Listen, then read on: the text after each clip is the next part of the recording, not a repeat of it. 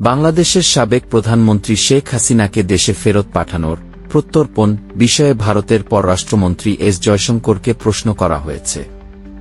জবাবে তিনি বলেছেন, তারা বাংলাদেশের বর্তমান সরকারের সঙ্গে কাজ করছেন। এটি তারা কূটনৈতিক চ্যানেলের মাধ্যমে করেন। স্থানীয় সময় গত মঙ্গলবার জার্মানির বার্লিনে এক যৌথ সংবাদ সম্মেলনে করা প্রশ্নের জবাবে জয়শঙ্কর কথা বলেন।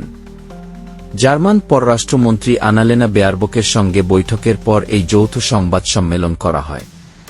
সংবাদ সম্মেলনে এক সাংবাদিক ভারতে আশ্রয় নেওয়া বাংলাদেশের সাবেক প্রধানমন্ত্রী শেখ হাসিনাকে দেশে ফেরত পাঠানোর বিষয়ে প্রশ্ন করেন। বলেন, বাংলাদেশের কর্তৃপক্ষ বলছে তারা সাবেক প্রধানমন্ত্রী শেখ হাসিনার প্রত্যর্পণ চাইবে।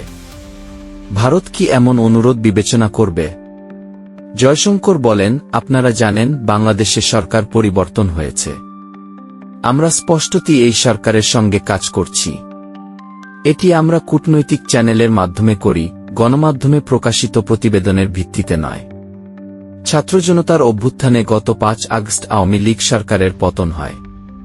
প্রধানমন্ত্রীর পদ থেকে পদত্যাগ করে দেশ ছেড়ে ভারতে চলে যান শেখ হাসিনা। তিনি এখন ভারতে অবস্থান করছেন।